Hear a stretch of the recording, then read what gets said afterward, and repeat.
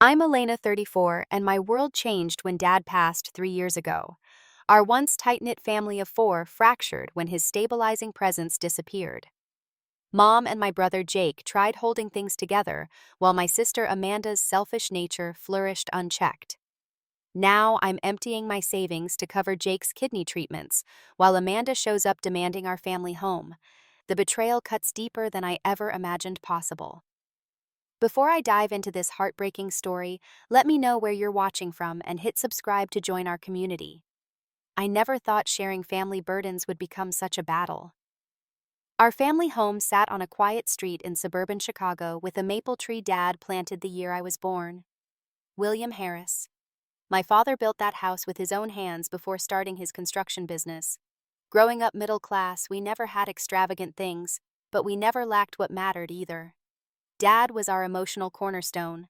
When Mom struggled with anxiety, Dad knew exactly when to bring home her favorite daisies. When Jake was diagnosed with type 1 diabetes at age 11, Dad learned everything about insulin management, even attending doctor appointments with detailed questions scribbled in his pocket notebook.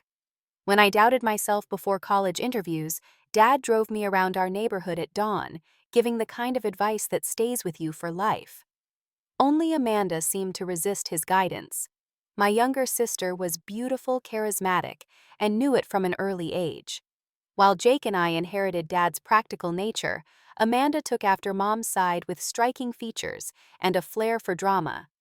Dad always said Amanda had champagne taste on a beer budget, but he managed her expectations with firm kindness. Sunday dinners were sacred in our household.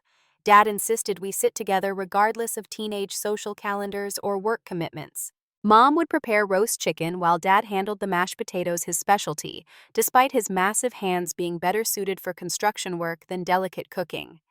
Jake usually set the table while I helped with vegetables. Amanda's contribution was minimal, usually just bringing ice water to the table, but Dad never pushed her to do more, believing she'd grow into responsibility.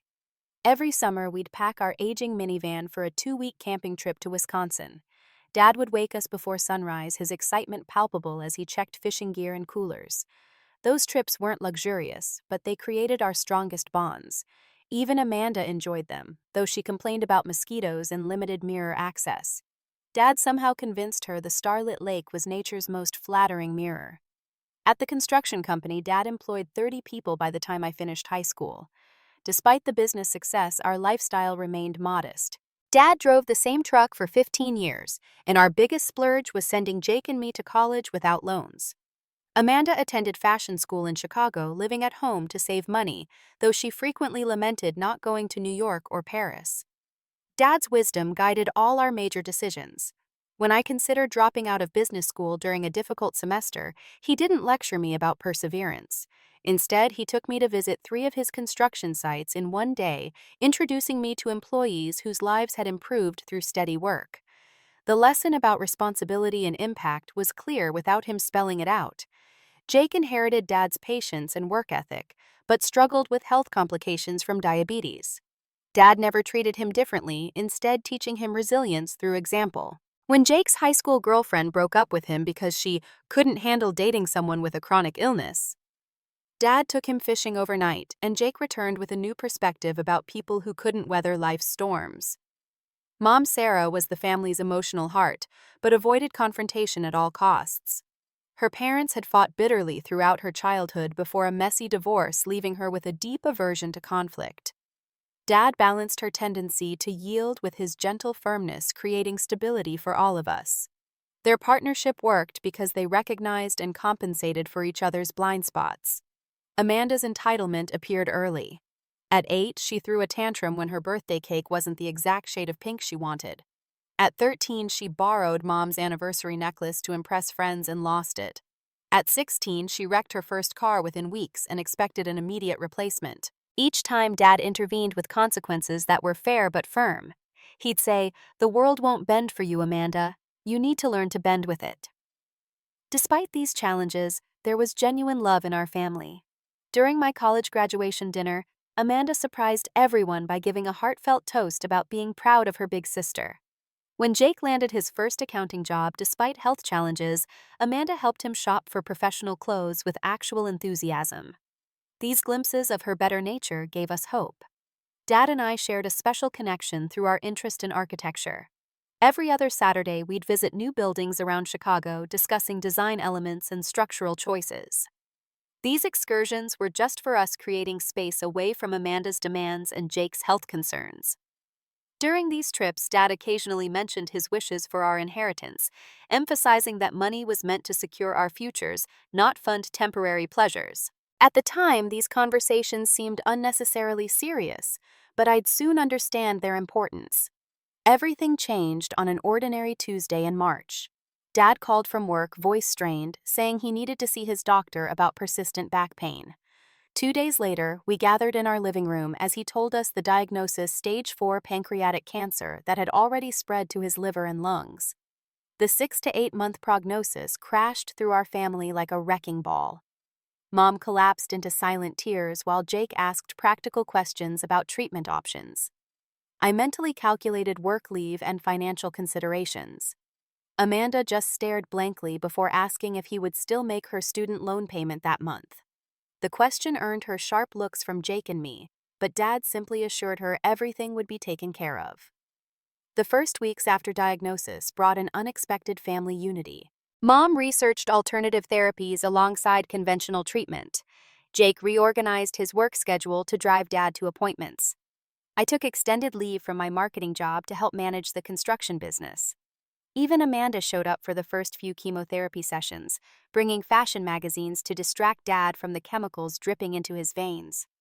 Dad's business partners offered to buy his share, providing financial security for Mom, but Dad refused. "This company supports 30 families," he told me during a rare moment alone. "I need to know it continues, even if I don't." Instead, he accelerated my training in operations management, preparing me to step in temporarily during his illness. As summer approached, the chemotherapy's toll became visible. Dad lost 40 pounds from his formerly robust frame. His thick hair thinned until he finally asked Jake to shave it completely. "Better bald by choice than by chemistry," he joked weakly. Throughout the physical changes, his determination never wavered. By July, Amanda's hospital visits became sporadic. When Mom gently questioned her absence, Amanda exploded, "Do you know how depressing hospitals are? I can't focus on my design portfolio with all this negativity." Jake nearly shouted at her, but Dad raised a hand, stopping the argument before it escalated. Later, he told me, "Everyone processes grief differently. Amanda's always needed to protect herself from pain." August brought a brief rally that felt like hope. Dad regained enough strength to supervise one final project, a community playground his company donated to our neighborhood. Seeing him inspect lumber quality and adjust blueprint details, we allowed ourselves to imagine recovery was possible. That fantasy collapsed when he fainted on site and spent 3 days in intensive care. By September, hospice nurses joined our household. Dad insisted on facing death at home, surrounded by the walls he'd built. The construction business stabilized under my temporary leadership, though I felt like an imposter in his office. Jake maintained the financial records with meticulous care despite increasing concerns about his own health. Mom slept on a cot beside Dad's hospital bed in the converted dining room, waking at each labored breath. Amanda visited weekly, usually for less than an hour. Each visit followed the same pattern: awkward small talk, complaints about her own life challenges, then a hasty departure citing vague obligations. Dad never criticized her limited presence, instead treasuring whatever time she offered. October brought Dad's final decline. Lucid moments became precious islands amid confusion and pain. During one such moment, he asked to speak privately with each of us. With Mom, a 40-minute conversation left them both tearful, but somehow peaceful. With Jake, a discussion about health management and finding joy despite physical limitations. When my turn came, Dad gripped my hand with surprising strength. "The business is stable now," he whispered. "You've done everything I hoped. But Elena, the company isn't your dream. Use what comes to you for that marketing agency you've always wanted. And watch over Jake's health. Amanda will need time to mature, but she has a good heart underneath everything. Help your mother give her that time without enabling behavior that hurts Amanda herself." I never learned what he told Amanda during their private conversation. She emerged from his room with mascara streaks and refused to speak to anyone driving away immediately. She returned 2 days later as if nothing had happened, bringing an expensive watch for Dad that seemed more suited to her own taste than his. Dad passed on November 2nd as the last maple leaves fell from our tree. Jake and I were holding his hands while Mom stroked his forehead. Amanda was at a fashion event, arriving 20 minutes after he was gone, collapsing dramatically across his body, while photographers from her school documented the moment for a grief project. The funeral brought hundreds of people whose lives Dad had touched. Former employees, clients, neighbors, and friends filled the church beyond capacity. Dad's construction crews served as pallbearers, their calloused hands carrying him with gentle dignity. Community members shared stories about his integrity and kindness, painting a portrait of a man whose worth couldn't be measured in business success alone. During funeral planning, we experienced our first major discord.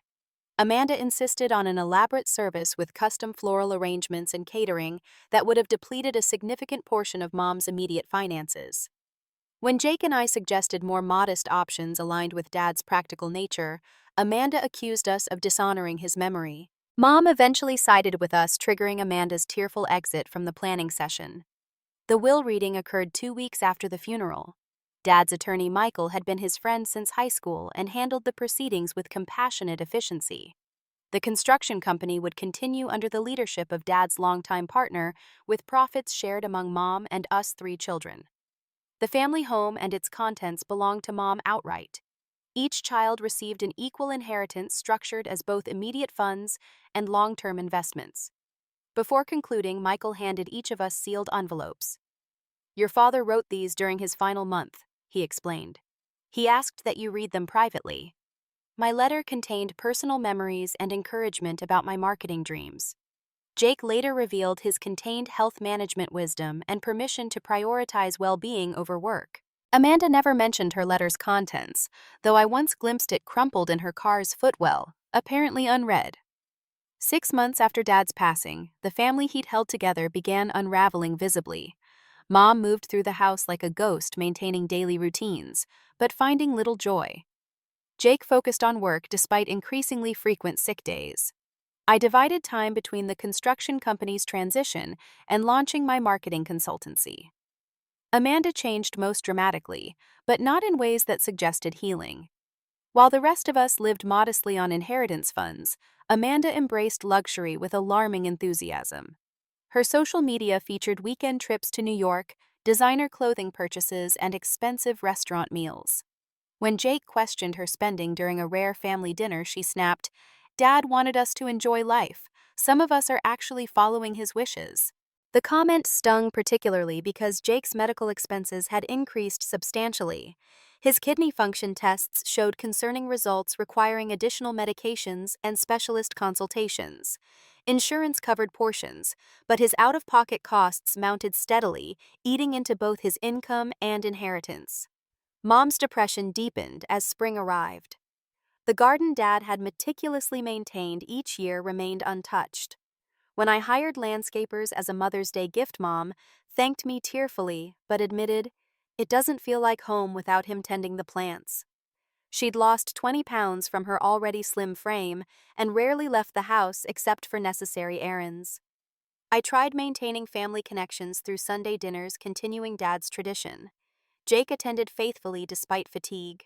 Mom made efforts to prepare meals, though her heart wasn't in it. Amanda came sporadically, usually arriving late with dramatic stories about work challenges or romantic complications, absorbing all attention before departing early for important networking events. The first major family argument erupted at Thanksgiving. Mom had spent 2 days preparing Dad's traditional menu, including his secret recipe stuffing. When Amanda arrived 3 hours late with a new boyfriend named Taylor in tow, the tension was already simmering. During dinner, she casually mentioned her upcoming trip to Paris. "Another vacation?" Jake asked, unable to hide his disapproval. "That's your 3rd international trip this year." "It's not a vacation, it's fashion research," Amanda retorted. "Not all of us want to live boring, limited lives." "Some of us don't have choices about limitations," Jake said quietly, unconsciously touching the medical alert bracelet on his wrist. Amanda rolled her eyes. There you go again, playing the sick card whenever anyone questions your life choices. Mom dropped her fork with uncharacteristic force. Amanda apologized to your brother. For what? Telling the truth. Dad left us all equal shares, but Jake acts like he deserves special treatment because of his health issues. Amanda turned to her boyfriend. Taylor, can you believe this family guilt trip? Taylor, looking uncomfortable, murmured something non-committal while studying his plate. I noticed his designer watch and custom suit, wondering about his actual income versus apparent lifestyle. Nobody's asking for special treatment, I interjected. But Dad always taught us to consider each other's circumstances. Dad's not here, Amanda said flatly. And Mom won't be living in this massive house forever. Taylor and I were just saying how perfect this place would be once renovated. The location alone makes it worth a fortune. Mom's face drained of color. This is still my home, Amanda. Your father built it for our family. And families evolve, Amanda replied smoothly. You could get a nice condo, much more manageable for a single woman your age. This place is wasted on you. Jake stood abruptly. I'm not feeling well. Mom, dinner was wonderful, thank you. He left without further comment, the front door closing softly behind him. The dinner dissolved after that, with Amanda and Taylor departing for a club opening while Mom retreated to her bedroom. I cleaned the kitchen alone, finding Dad's handwritten stuffing recipe card and crying over the familiar handwriting. December brought fresh challenges when Jake lost his accounting position after too many health-related absences. His company offered a modest severance package with temporary health insurance continuation, but the timing couldn't have been worse. His most recent medical tests indicated progressive kidney damage requiring aggressive intervention. Family traditions disappeared one by one. No Christmas tree appeared in the living room window. No New Year's game night materialized. Dad's birthday in January passed without acknowledgement beyond Mom placing fresh flowers beside his photograph. The invisible threads that had bound us were snapping under the weight of his absence. My marketing consultancy gained traction, bringing both financial stability and 14-hour workdays. The distance between client meetings and family obligations stretched my emotional resources thin. Each time I visited Mom, the house felt emptier despite her physical presence. Each time I checked on Jake, his increasing health struggles worried me more. In February, Amanda called an impromptu family meeting at Mom's house. She arrived with glossy printouts of luxury condominiums. I've been researching options for you, Mom, she announced without preamble. This building has amazing amenities and security, perfect for your next chapter. I'm not ready to leave this home, Mom responded, her voice small but determined. Amanda sighed dramatically. It's been almost a year, Mom. Holding on to this place is holding you back from healing. Plus, the equity could be better utilized. Dad would want you to be practical. I noticed she'd brought real estate market analyses along with the condo brochures. Her invocation of Dad's practicality while eyeing his property as an investment opportunity made my stomach turn. Just after the 1-year anniversary of Dad's death, Jake called me at 2 a.m. His voice was alarmingly weak. I need to go to the hospital. Can you drive me? When I arrived at his apartment, I found him curled on the bathroom floor, unable to stand independently. The emergency room doctor confirmed our fears: acute kidney failure requiring immediate hospitalization. For 3 days, Jake underwent dialysis while specialists assessed his condition. The prognosis was serious, but not hopeless with proper treatment, including specialized medication, dietary management, and possibly eventual transplantation. He could stabilize. However, even with insurance, the out-of-pocket costs would exceed $50,000 annually. I called a family meeting at the hospital cafeteria to discuss financial options. Mom arrived immediately bringing homemade soup Jake probably couldn't eat, but representing her need to provide comfort. Amanda appeared an hour late, designer sunglasses perched on her head despite the fluorescent hospital lighting. Jake needs significant financial help, I explained, presenting the medical cost projections. His insurance covers about 60%, but the remainder is beyond his current means, especially without employment. Mom immediately offered her retirement savings, which I gently discouraged. You need that for your future, Mom. We need another solution. What about selling the business? Amanda suggested. Dad's company must be worth millions by now. I shook my head. The partnership agreement prevents that for another 4 years. Dad structured it to protect the employees long term. Well, I can't help financially, Amanda declared. I'm investing everything in building my fashion brand. It's finally gaining traction with some minor celebrities. I studied my sister, noting her Gucci handbag and the distinctive red soles of her Louboutin heels. You've spent more on your wardrobe this year than Jake needs for medical care. Amanda bristled. That's business investment. I have to look successful to be successful. Anyway, Jake should have been more responsible with his inheritance instead of whatever he wasted it on. Medical expenses, Jake said quietly from the doorway where he stood leaning on an IV pole. None of us had noticed his arrival. I wasted it on staying alive. His hospital gown and gaunt appearance contrasted sharply with Amanda's polished presence. That's not what I meant, Amanda backpedaled unconvincingly. But everyone has problems. I have massive student loans from fashion school. Which Dad paid off before he died, I reminded her. Mom intervened as she always did when conflict threatened. We'll figure something out. Family helps family. After contemplating options, I made a decision. For years, I'd saved toward opening my own marketing agency with a physical office rather than working as a consultant. That dream would need to wait.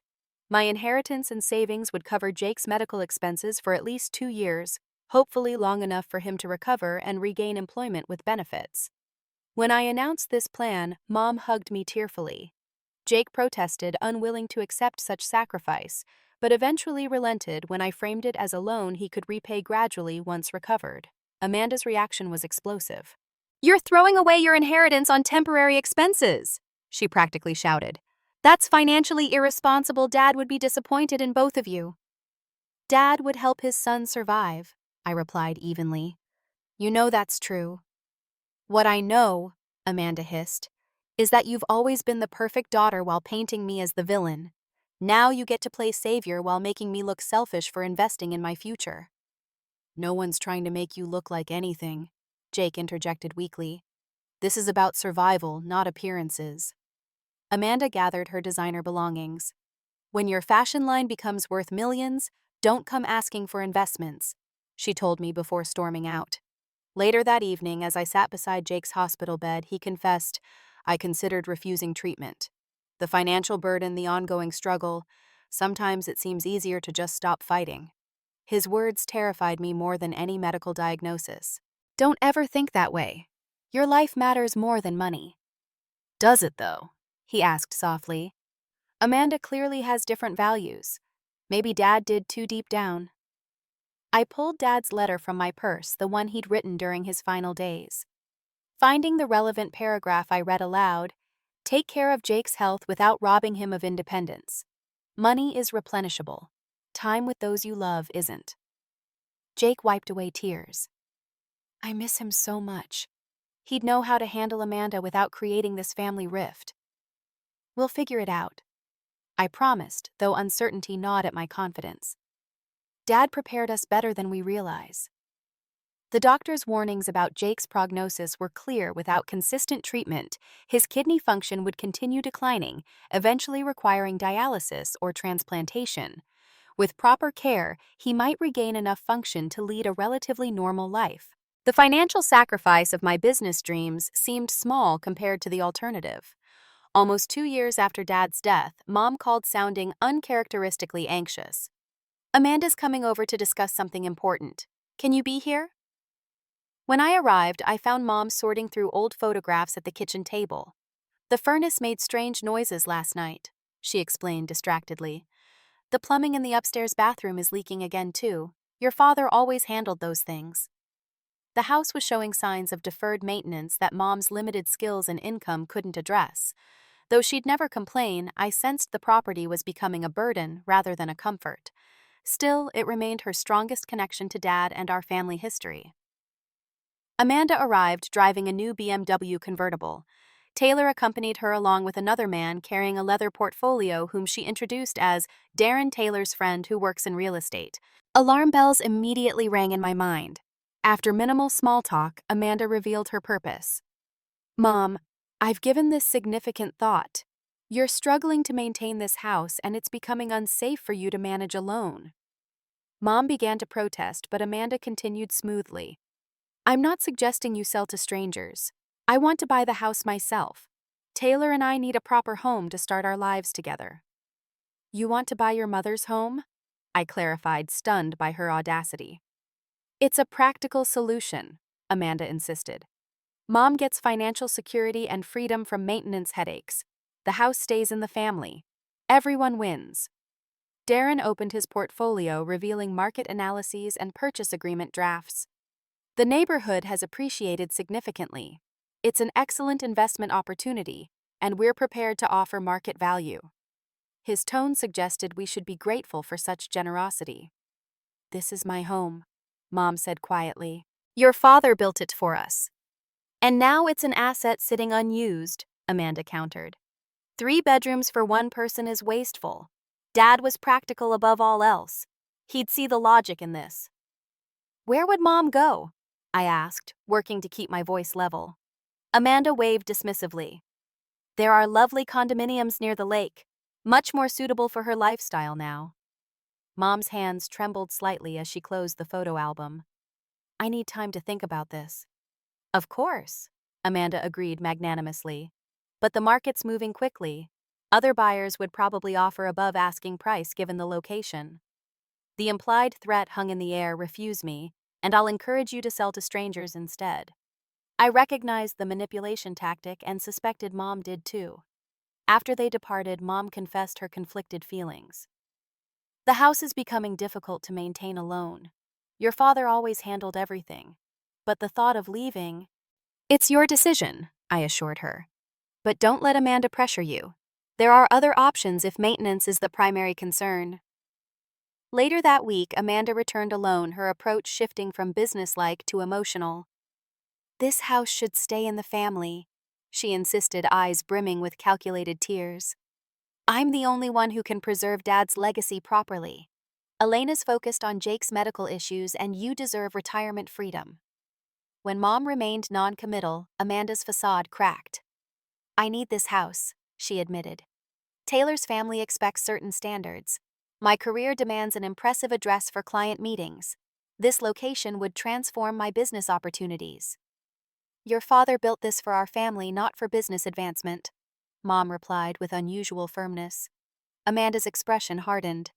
If you don't sell to me, I'll consider it a personal rejection. After everything I've been through losing Dad, you'd deny me this connection to him.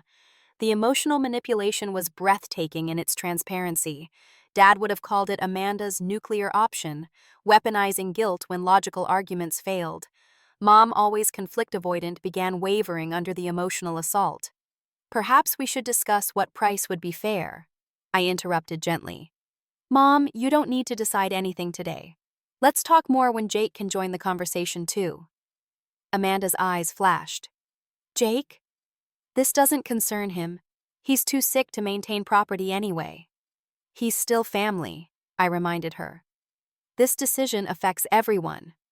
Fine, Amanda snapped, gathering her designer purse. Talk to Jake.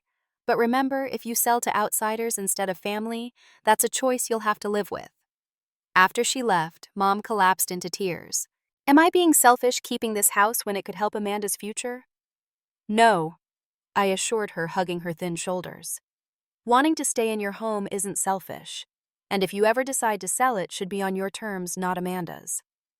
That evening, during my regular visit to Jake's apartment with groceries, I explained the situation. His health had stabilized with treatment, though full recovery remained distant. His response surprised me. Maybe Mom should consider downsizing, he suggested thoughtfully. But Amanda's approach seems more about entitlement than genuine concern for Mom's well-being. Exactly, I agreed. If Mom wants to make a change, we support her. But Amanda's acting like she deserves the house as some birthright. Jake smiled sadly. Remember when Dad caught Amanda taking money from his wallet? She wasn't apologetic about the action, just angry about being caught. Some patterns never change, I observed. But she's gotten better at disguising them. 1 month after her initial house demand, Amanda escalated the situation dramatically.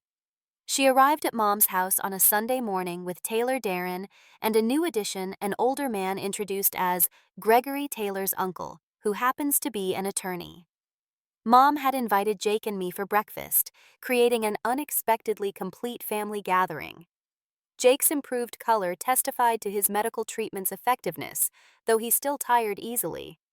When Amanda saw him at the table, her momentary surprise quickly transformed into strategic calculation.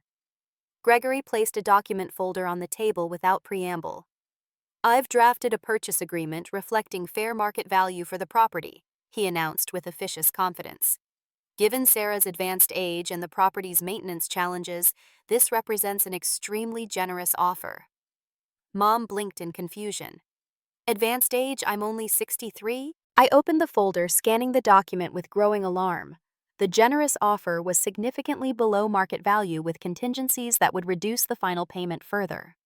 "This is predatory," I stated flatly, sliding the document toward Gregory, "and inappropriate to present without Mom's own representation present." Amanda leaned forward, addressing Mom directly while ignoring Jake and me.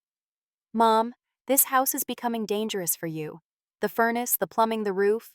Dad would be heartbroken seeing his handiwork deteriorate because you can't maintain it." "Don't invoke Dad to manipulate Mom," Jake said quietly, his calm tone contrasting with the anger in his eyes. Taylor, previously silent, surprisingly spoke up. "Amanda believes this arrangement benefits everyone. Your mother gets financial security without maintenance burdens. The family home stays within the family." If family connection is the priority, I challenged, why the formal legal approach rather than a conversation? "Because some family members interfere with practical solutions," Amanda snapped, glaring at me. "I'm offering security while you're draining your resources on temporary medical expenses." The direct attack on Jake's healthcare needs silenced the room. Mom's expression shifted from confusion to unexpected resolve. "Amanda," she said firmly, "this is still my home. If I decide to sell someday, all my children will be part of that conversation, not just you. So you're choosing them over me. Again." Amanda's voice vibrated with accusation. "It's always been that way. Elena, the responsible one. Jake, the one needing protection. What about my needs?" "No one's choosing sides," Mom insisted. "But this approach feels coercive rather than caring." Amanda stood abruptly.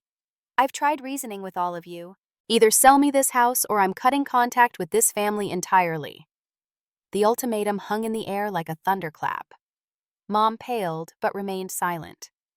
Jake reached for her hand across the table. "You don't mean that," I said finally. "Family disagreements don't necessitate complete disconnection." "This isn't a disagreement.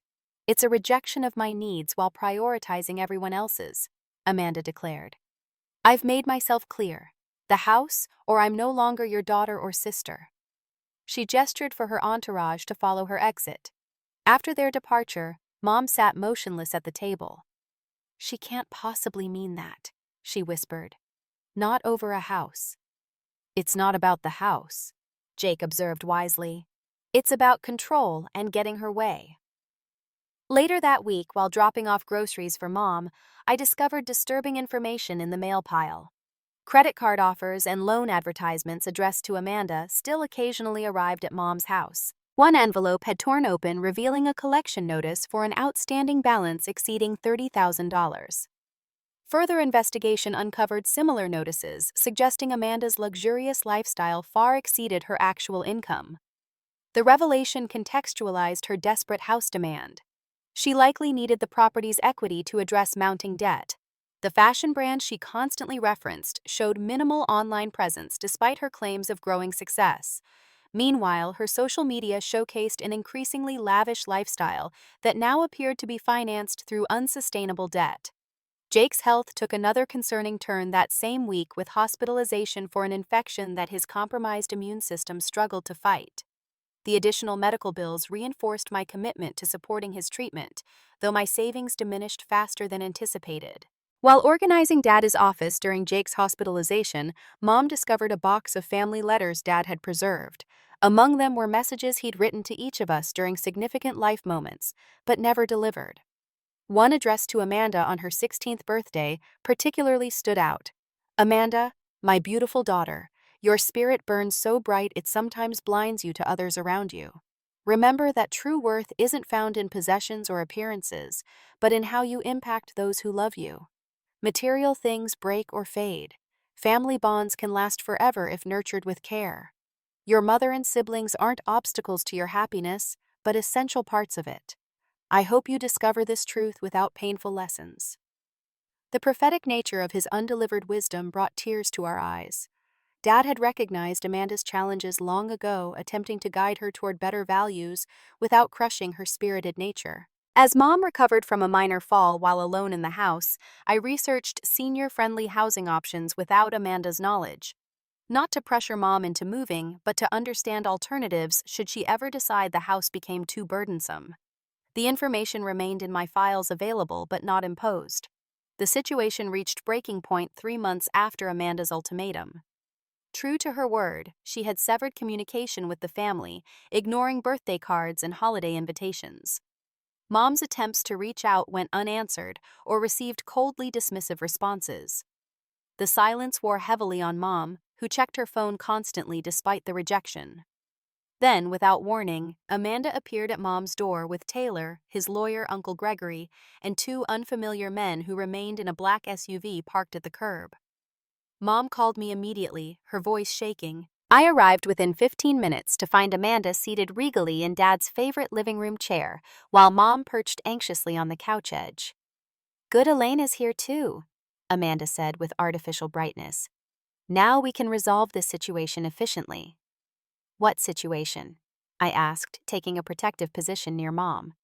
Gregory opened his briefcase. "We've prepared an updated purchase offer with better terms. Additionally," he added with practiced gravity, "we've brought documentation regarding Sarah's household maintenance deficiencies that could constitute code violations." "Are you threatening my mother?" I asked incredulously. "Simply highlighting potential liability issues," Gregory replied smoothly. "The gentlemen outside are municipal inspectors willing to conduct an official assessment today." The intimidation tactic was unmistakable. Mom's hands trembled as Taylor added, "We're trying to help before these issues become public record and affect property values." Before I could respond, Jake appeared in the doorway, having let himself in through the back entrance. Despite ongoing health challenges, he stood straight, his expression calm but determined. "I thought I recognized Amanda's car," he said conversationally. "Interesting visitors you've brought, sis." Amanda's composure momentarily faltered at Jake's unexpected appearance. "This doesn't concern you." "Threats against our mother absolutely concern me," Jake replied, settling carefully beside Mom on the couch. "As do false claims about code violations." Taylor shifted uncomfortably. "No one's making threats. We're offering solutions." "By bringing fake inspectors to intimidate an elderly widow." Jake's tone remained conversational despite the damning words. "That could be construed as elder abuse under state law." Gregory interjected hastily. "These are legitimate professionals conducting a preliminary assessment." "Without credentials appointment or homeowner request," I challenged. "I believe that constitutes trespassing." Mom, drawing strength from our presence, spoke with surprising firmness. "Amanda, is this truly who you've become, using deception and threats against your own mother?" Amanda's expression hardened. "I'm using necessary tactics since reasoning failed. This house is wasted on you, and I need it." "Need or want?" Jake asked quietly. "Both," Amanda snapped. "My business requires appropriate presentation. Taylor's family expects certain standards. My credit situation demands resolution." The admission of financial pressure slipped out unintentionally, causing Taylor to glance sharply at her. Evidently, her money troubles weren't fully known even to him. "So this is about solving your debt problems," I concluded, "not concern for Mom's well-being." "It's about family property remaining with someone who can properly maintain it," Amanda insisted, though her argument had clearly weakened. Mom straightened her shoulders, channeling a strength reminiscent of Dad's unwavering resolve. "Amanda, I love you as my daughter, but I won't be bullied in my own home. William built this house for our family, not as an investment property or status symbol." Dad would want it used practically, Amanda countered desperately. Your father, Mom continued with unusual assertiveness, valued integrity above all else. These tactics dishonor his memory and the values he lived by. Taylor surprisingly stood up. Perhaps we should reconsider this approach, he suggested to Amanda. Family conflict wasn't part of our discussion. Don't you dare back out now, Amanda hissed at him before composing herself. Mom, I'm trying to help you while helping myself. Why can't you see that? Because help doesn't arrive with threats and deception, Jake said simply.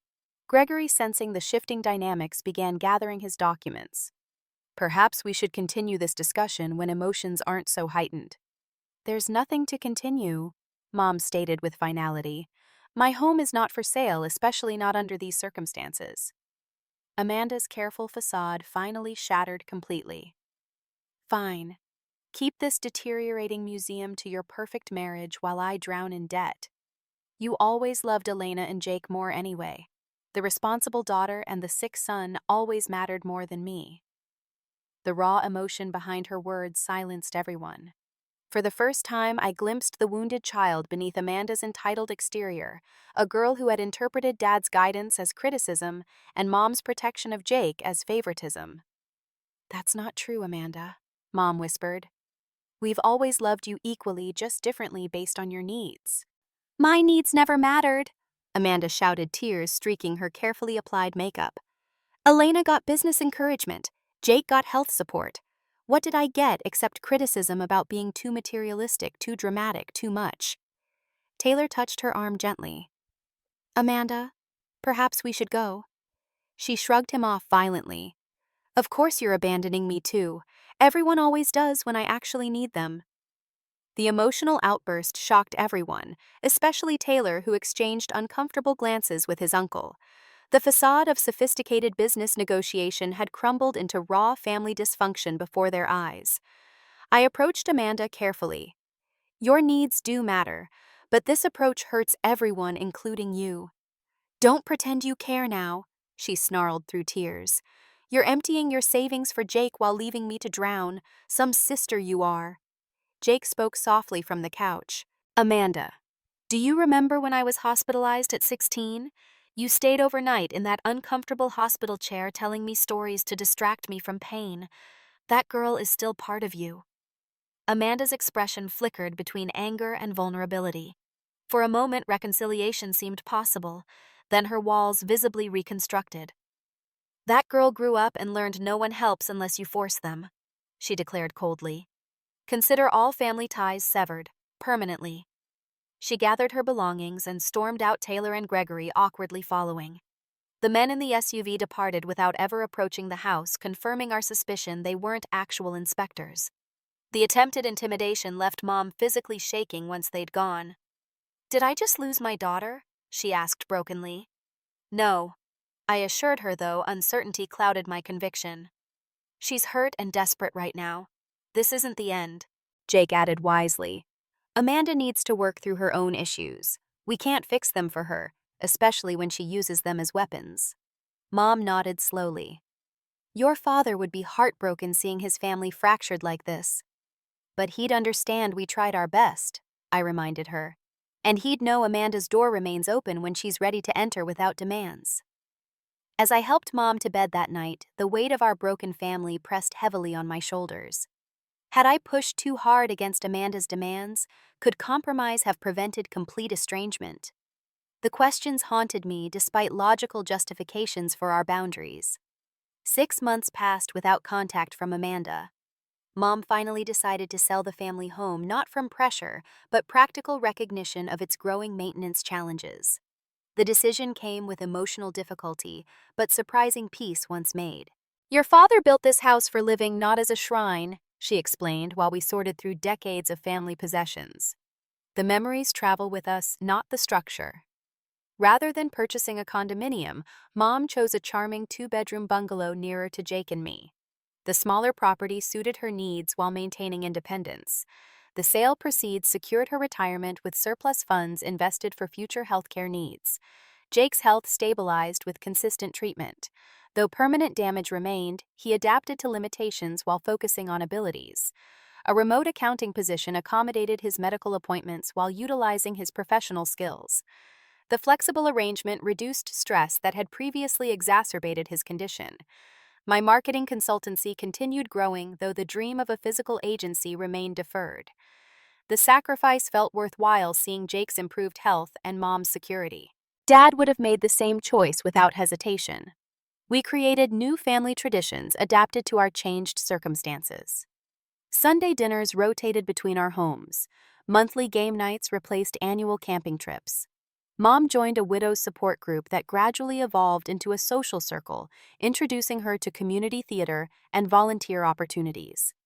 Then, a plain white envelope arrived at Mom's new address containing a brief handwritten note from Amanda. Considering recent changes in circumstances, I'm open to limited communication. Coffee at Riverside Cafe, Tuesday, 2 p.m.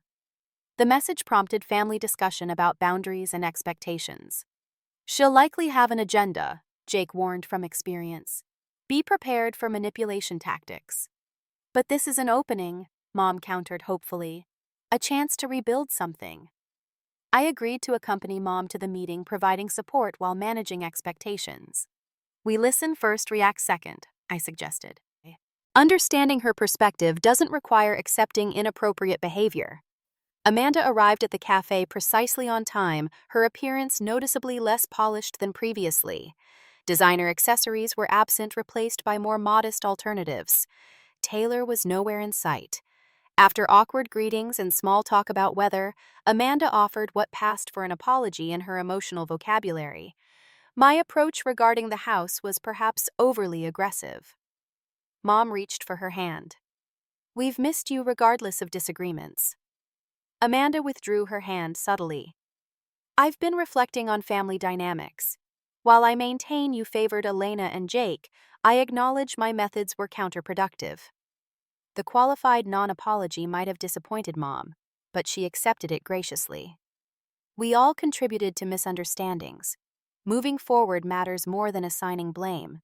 Speaking of moving forward, Amanda segued predictably.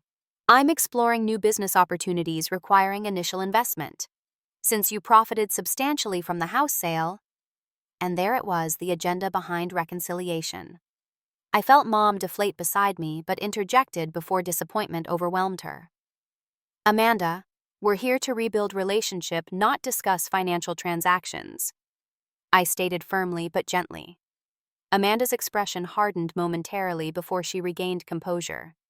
Family helps family, isn't that what Mom always says? Jake received significant support for his health issues. Medical necessity differs from business investment, I reminded her. But more importantly, relationship needs rebuilding before any financial discussions become appropriate. So nothing's changed, Amanda concluded bitterly. Still the outsider looking in while the golden children receive support. Mom spoke with quiet dignity. What's changed is my understanding that enabling harmful patterns doesn't help anyone, including you. I love you unconditionally, Amanda. But love doesn't mean financing unhealthy choices. Amanda appeared genuinely surprised by Mom's uncharacteristic firmness. For years, Mom had avoided conflict at any cost, particularly with her most volatile child. This new boundary setting represented significant personal growth. I see, Amanda replied stiffly. Well, thank you for clarifying family priorities. As she gathered her purse to leave, Mom added, Your room in my new home is prepared whenever you want to visit. No conditions, no expectations, just family reconnection if you're interested.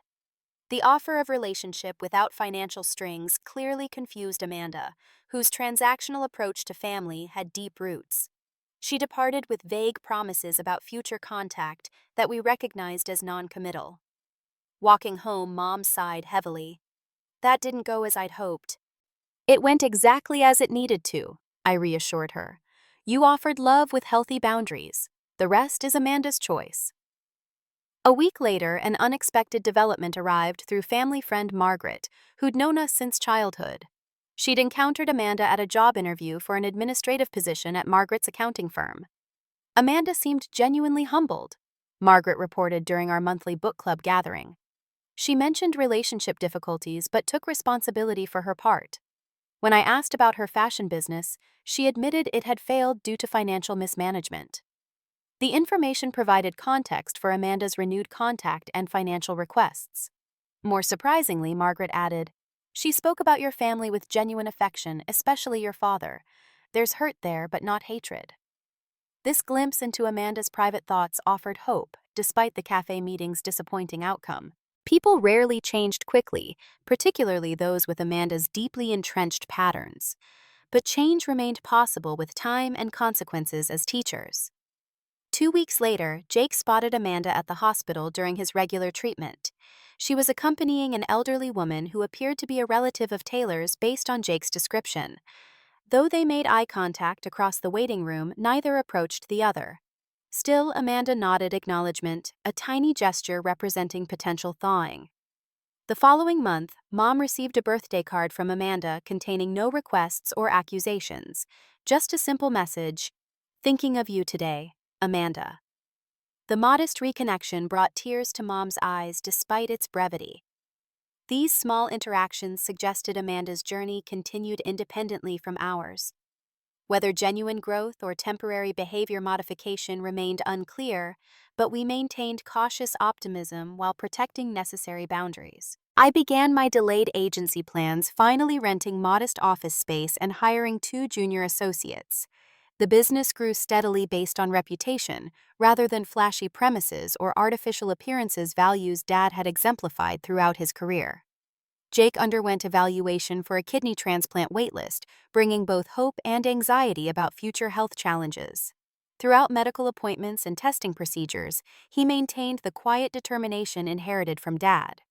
Mom flourished in her new home and community involvements, gradually rediscovering joy after prolonged grief.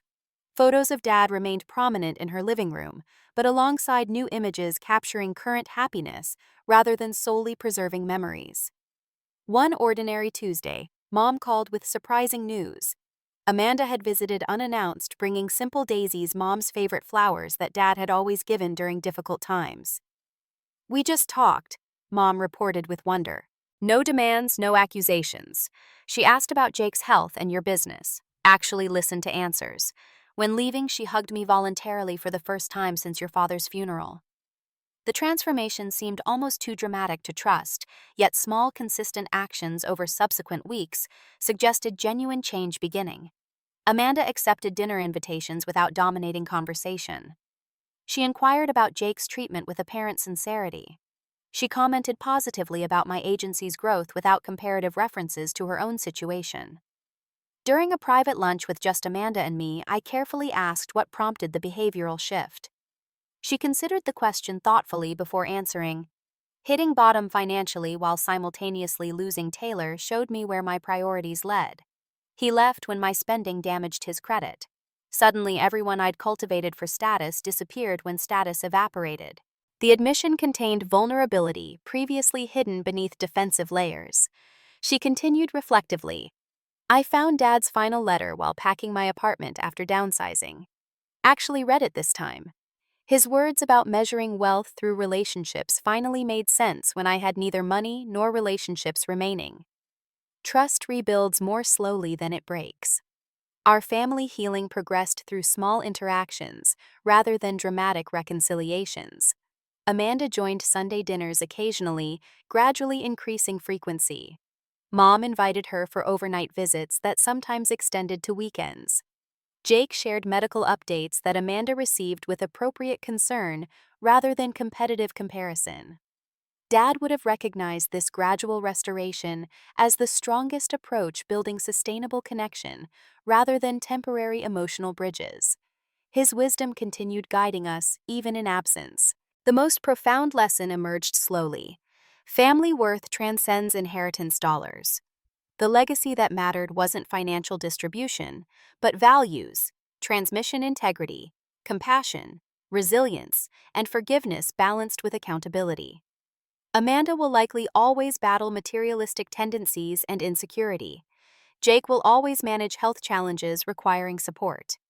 Mom will always miss Dad while building new experiences. I will always balance caregiving instincts against enabling behaviors. None of us are perfect, but we're learning to be perfectly imperfect together.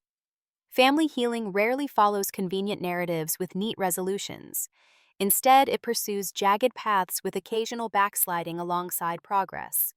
Our story continues evolving through choices made daily to prioritize relationship over resentment boundaries, over abandonment, and love over ledgers. Dad's voice echoes in memory during difficult decisions. The greatest inheritance isn't what I leave you, but what you build together after I'm gone. Has your family experienced similar challenges with inheritance or difficult siblings? I'd love to hear your stories in the comments below. Sometimes sharing our journeys helps others navigate their own family complexities. If this resonated with you, please subscribe and hit the like button so more people can find support through shared experiences. Thank you for listening to my story. Remember that family healing is rarely perfect, but always worth pursuing when possible.